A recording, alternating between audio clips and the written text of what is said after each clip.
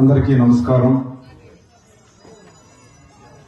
ముఖ్యంగా అమరన్న చాలా busy schedule ఉన్నా కూడా మన కోసం ఇక్కడికి వచ్చేసి మిమ్మల్ని అందరినీ కూడా మోటివేట్ చేయాలని చెప్పేసి ఈ ప్రోగ్రాం వచ్చిన దానికి అమరన్నకి ప్రత్యేక ధన్యవాదాలు.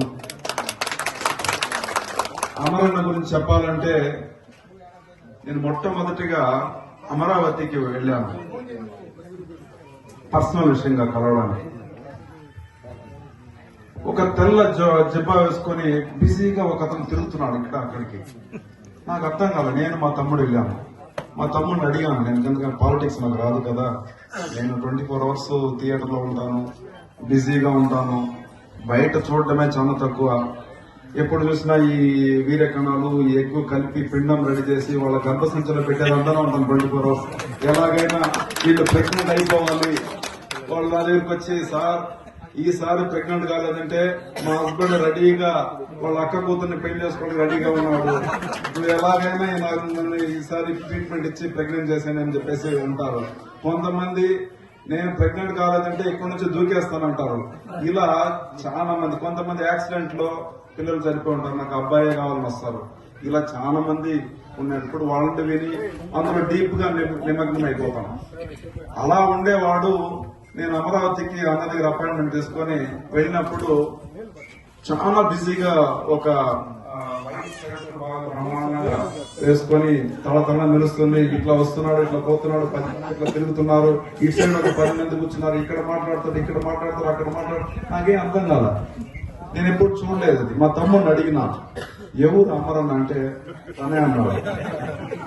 నిజంగానా అని చెప్పేసి అమరన్నకి చేయించేసి, అన్న ఏందన్నా అది 360 డిగ్రీలో మాట్లాడుతున్నారు, ఫ్రంట్ లో మాట్లాడతారు, పక్కన మాట్లాడతారు, ఈ పక్కన మాట్లాడతారు, బ్యాక్ లో మాట్లాడతారు, వాళ్ళ పేర్లు చెప్తున్నారు, వాళ్ళు ఏం సమస్య అని చెప్తున్నారు, వాళ్ళు ఏం పనిగా వచ్చినారు, నీకు అక్కడ పోయి చూడు, ఇది అయిపోయింది అది అయిపోయింది. నాకు ఒక సెకండ్ బిత్తరపోయినాను.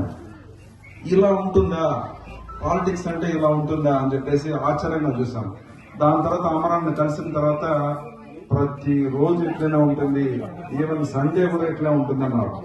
ఇవన్నీ కూడా అమరాన్ని చూసి కూడా నాకు నిజంగానే మనం కూడా ఇలా సేవ చేయాలి అనే మనస్తత్వం అక్కడ నాకు ఒక మైండ్ లో ఒక ఓరగా ఏర్పడింది. సో అమరన్న మన తెలుగుదేశం పార్టీ ముద్దు బిడ్డ.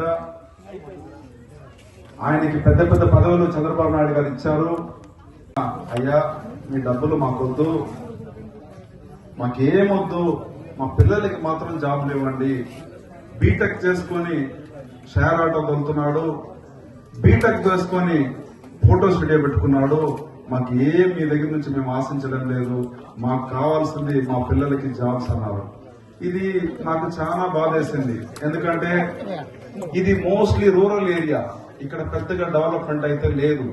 కాబట్టి ఈసారి తెలుగుదేశం పార్టీ వచ్చిన తర్వాత నేను అమరన్న కలిసి, పక్కన నానన్న కూడా మేము ముగ్గురు కలిసి ఈ నియోజకవర్గాన్ని బ్రహ్మాండంగా తీర్చిదిద్దాలని చెప్పేసి ఒక నినాదంతో ఉన్నాము. మన పిల్లలందరికీ కూడా ఫార్మా కంపెనీ ఇక్కడ తీసుకొస్తాము, అదేవిధంగా ఆటోమొబైల్ ఇండస్ట్రీ తీసుకొస్తాము, ఐటీ కంపెనీ తీసుకొస్తాము. మన చదివిన పిల్లలందరికీ కూడా ఇక్కడ జాబ్స్ ఇవ్వాలనే నా ఉద్దేశం. నేను ఇక్కడ ఏదో ఇసుక దోచుకోవాలని చెప్పేసో, ఎర్రచందనం దోచుకోవాలని చెప్పేసో, భూ కబ్జా చేయాలని చెప్పేసో, లేదంటే ఈ పక్కన ఉండే రోజా లాగనో, ఇక్కడుండే విజయానంద రెడ్డి లాగనో, ఇక్కడుండే డిప్యూటీ సీఎం నారాయణ స్వామి లాగనో ఇవన్నీ చేసి ఏదో దొబ్బుకోవాలని నేను రాలేదు. నేను చదువుకున్నోడిని, నాకు అవన్నీ అవసరం లేదు, నాకు ఎలాంటి చెడ్డ అలవాట్లు కూడా లేవు. కాబట్టి మన ప్రజలకు 100% కష్టపడి పనిచేసి మన యూత్ అందరికి కూడా జాబ్ ఇవ్వాలని చెప్పేసి మేము అందరం కూడా డిసైడ్ చేశాము. ఈసారి మంచి ప్రభుత్వం మనది వస్తుంది, చంద్రబాబు నాయుడు గారు సీఎం అవుతారు, ఇక్కడ మంచి మంచి డెవలప్మెంట్ జరుగుతుంది. కాబట్టి మీరు అందరూ కూడా కలిసి పనిచేయాలని చెప్పేసి మిమ్మల్ని పేరున రిక్వెస్ట్ చేస్తున్నాను. నా గురించి నేను చెప్తాను. నారాయణ స్వామి ఏం చెప్తున్నానంటే, నేను చెన్నై అంటున్నాడు, నీకు మతిమరుపా, లేదంటే నువ్వు మెంటలా, లేదంటే నువ్వు అల్జీమర్ డిసీజా నాకు తెలియదు. నారాయణ స్వామి గారు నువ్వు రాపో, నిన్న కూడా మాట్లాడు నా గురించి, నేను నీకు గౌరవిస్తాను. నా ఊరు అల్లాగుంట, వచ్చి చూడు. నేనేదో బ్రాహ్మణ్ కుటుంబానికి చెందినోడో లేదంటే తెల్లదొరకి పుట్టినోడో కాదు.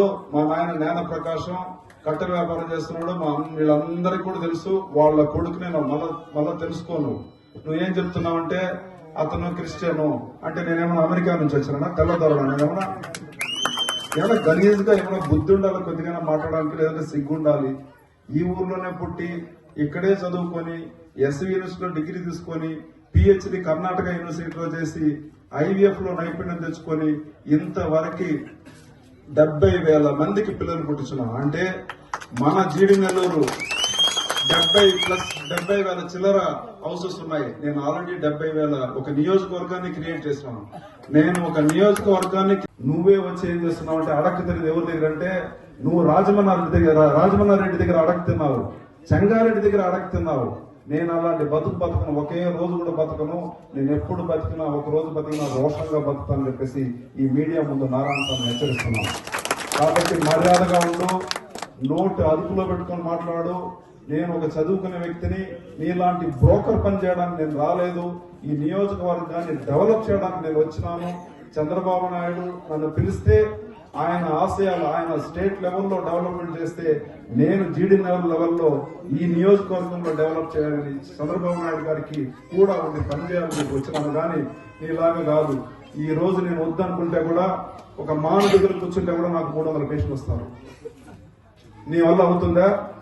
నీ క్వాలిఫికేషన్ ఏంటి, నా క్వాలిఫికేషన్ ఏంటి, నా స్కిల్స్ ఏంటి, నీ స్కిల్స్ ఏంటి? ఆల్రెడీ చంద్రబాబు నాయుడు చెప్పారు, నువ్వు ఒక గుమస్తా పని చేస్తున్నావు. మినిస్టర్ పని నువ్వు చేయలేదు, నువ్వు చేస్తున్నది ఒక గుమస్తా పని. అంటే గుమస్తా లాగా సైన్ వేసుకొని వాళ్ళ దగ్గర బ్రోకర్ కమిషన్ తీసుకొచ్చి మీ 3 కూతుర్లకు ఇస్తున్నావు. ఎలక్షన్ కోడ్ రాని మీ డీటెయిల్ గా నీ గురించి మొత్తం డీటెయిల్ నేను ఇప్పుతాను. ఇప్పుడైతే నేను చెప్పను. ఏదో అనుకుంటున్నావు, నీ గురించి ఏం తెలియదు అని చెప్పేసి పిల్లి కళ్ళు మూసుకొని పాలు తాగితే ఏ ఊరు ఏం చూడలేదు అనుకుంటుంది. ఒక్క నిమిషం వెయిట్ చేయి నారాయణ స్వామి గారు, నీ బండవాళ్ళం అంతా బయటకు పెడతాను. ఎలక్షన్ కోడ్ రాని మొత్తం డీటెయిల్ నువ్వు ఏం చేసినావు అన్ని కూడా బయటకు పెడతాను. మర్యాదగా నోరు అదుపులో ఉండమని చెప్పేసి మాట. అసలు వాడు అంటున్నావు అడక తినంట. ఒక డాక్టర్ వచ్చి హాస్పిటల్ పెట్టుకున్నాడు అడక తినేవాళ్ళ, నువ్వు అడక తినేవాడు. నువ్వు వచ్చి బ్రోకర్లు పెట్టుకుని కలెక్షన్ చేసుకుని నువ్వు అడుగుతుంటున్నావు. అదేవిధంగా ఎలక్షన్ నేను ఏడ ఖర్చు పెట్టలేదు అంటున్నాడు. పోయినసారి 700 ఎందుకు ఇచ్చినావు ప్రతి ఇంటికి? వీడు ఏదో పెద్ద ఇదిలాగా మాట్లాడుతున్నావు. వద్దకు వీడిని చూస్తే ఓటు వేస్తారంట. పోయినసారి ప్రతి ఇంటికి క్వార్టర్ బాటిల్ 700 నువ్వు ఇవ్వలేదా? ఎవరిచ్చింది? ఇవన్నీ మర్చిపోయినావా? జనాలు ఏం నేను అందరూ చూస్తున్నారు. నిన్ను తరిమి కొట్టే రోజులు చాలా దగ్గరలోనే ఉన్నాయి. కాబట్టి మర్యాదగా నోటిని అదుపులో పెట్టుకుంటే బాగుంటుంది. మేము ఎక్కడ తగ్గే ప్రసక్తి లేదు. నీలాగా అవినీతి పరుడు చేసి డబ్బులు తీసుకొచ్చి నేను పంచలేదు. నేను వచ్చి సావులకు పోయినా దినాలకు పోయినా కష్టార్జితం ట్యాక్స్ కట్టిన అమౌంట్ నేను ఇస్తున్నాను. నీలాగా బ్రోకర్ పనులు చేసి ఇక్కడ ఇసుకను దోచుకొని నేను ఇవ్వలేదని చెప్పేసి మళ్ళా కూడా నారాయణ స్వామిని హెచ్చరిస్తున్నాను. నియోజకవర్గాన్ని క్రియేట్ చేసిన వాడిని నన్ను ఏం చెప్తున్నాడు అంటే వాడు పోయి చెన్నైకి పోయి అడక్కు తినదానికి పోయినట. గబ్బునాయాలా నేను ఎందుకు అడక్కు తిననుకుంటా? నేను బుద్ధి ఉండాలి కొద్దిగా నీకు. నేను ఒక డాక్టర్, నన్ను చూడడానికి స్పెషల్ ఫ్లైట్ తీసుకొచ్చి ఆడ కూర్చున్నారు. 1 hour 5 hours 10 hours కూర్చున్నారు. నన్ను చూడాలంటే 10 days 15 days 1 month కూడా అపాయింట్మెంట్ దొరకదు. నేనేదో చెన్నైకి అడక్కు తినిపోయినా అంటున్నాడు. నువ్వేనా మెంటలా? నువ్వేమో నీకు ఏం మాట్లాడనా అట్లీస్ట్ బుద్ధి ఉందా కొద్దిగైనా? ఒక చదువుకున్నాడికి ఏం విలువాలని నీకు తెలుస్తుందా? అది చెప్తున్నాడు. ఇంకోటి చెప్తున్నాడు, ఏదో ఆడ నుంచి వచ్చేసి ఈయన క్రిస్టియన్ గా మారిపోయినాడంట. ఏం బా నేనేమన్నా తెల్లదొరలో ఉండే ఒక తెల్లవాడిని మ్యారేజ్ చేసుకున్నానా? ఈ ఊర్లో పుట్టవాడిని ఏంది మెంటల్లాగా మాట్లాడుతున్నావు అని నేను అడుగుతున్నా నారాయణస్వామికి. ఈయనకి భయం పుట్టిపోయింది.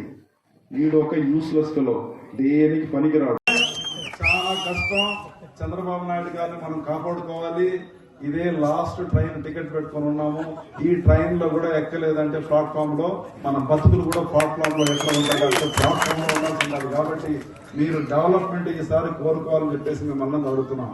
ఇంకొకటి, డబ్బులు ఇస్తే తీసుకోండి, అది మన డబ్బులే, మన ఇసుక డబ్బులు, మన ఎర్రచంద్రన్ డబ్బులు, మన క్వారీల డబ్బులు. మీరేదో హరిచంద్రుడు పక్కనింటి పక్కన అబ్బా 2 ఓట్లు అట్లా వేసేయండి, 2 ఓట్లు ఇట్లా వేసేయండి అనుకోవద్దు. ఆ డబ్బులన్నీ తీసుకొని కూడా 4 ఓట్లు ఉంటే 4 ఓట్లు తెలుగుదేశం పార్టీగా వేయాలని చెప్పేసి అందరికీ పేరు చెప్పాలి. ఈసారి వాళ్ళకి బుద్ధి చెప్పాలి. దొంగల్ని తరిమేయాలి. అప్పుడే మన రాష్ట్రానికి మంచి రాజధాని వస్తుంది, మన రాష్ట్రానికి పోలవరం ప్రాజెక్ట్ మళ్ళా వస్తుంది. ఇలాంటి సో మెనీ డెవలప్మెంట్ జరగాలంటే చంద్రబాబు నాయుడు 2024లో సీఎం అవ్వాల్సింది ఖాయం. దీనందరూ కూడా మీరు మనసులో పెట్టుకొని ఈసారి తెలుగుదేశం పార్టీని గెలిపిస్తారని చెప్పేసి నేను అందరికీ చెప్తున్నాను. అదేవిధంగా జీడి నెల్లూరుకు ప్రత్యేకత ఉంది. 9 సార్లు ఎలక్షన్ జరిగితే 7 సార్లు మనం ఓడిపోయినాం. 2 సార్లు ఇక్కడ స్థానిక ఎమ్మెల్యే నారాయణ స్వామికి మీరు పవర్ ఇచ్చినారు. ఫస్ట్ ఏం చెప్పినాడంటే నా దగ్గర పేపర్ ఉంది, పెన్ను లేదన్నాడు. Okay, done. రెండోసారి మళ్ళా పవర్ ఇచ్చినారు. ఇప్పుడు పేపర్ ఉంది, పెన్ను ఉంది, కానీ ఇంక లేదు, నిధులు లేవు. ఎందుకంటే మిమ్మల్ని తాగిపిచ్చి అందులో వచ్చేదాన్ని పెట్టుకుని వాళ్ళు లోన్ తీసుకొచ్చి లక్షల కోట్లు ఎత్తుకొచ్చి ఊరికే ఫ్రీ అని చెప్పేసి 10% ఇచ్చేసి 90% దొబ్బుకుంటున్నారు. ఇవన్నీ గుర్తు పెట్టుకోండి. మీరు ఈసారి తెలుగుదేశం పార్టీకి ఓటేయలేదంటే ఈ రాష్ట్రంలో ఎవరు ఉండరు, చెన్నైకి వెళ్ళిపోతారు, బెంగళూరుకి వెళ్ళిపోతారు. సో మనందరం కూడా చాలా వెయిట్ చేస్తున్నాము. అమరన్న గారు మాట్లాడతారు. Thank you so much. అందరికీ నమస్కారం.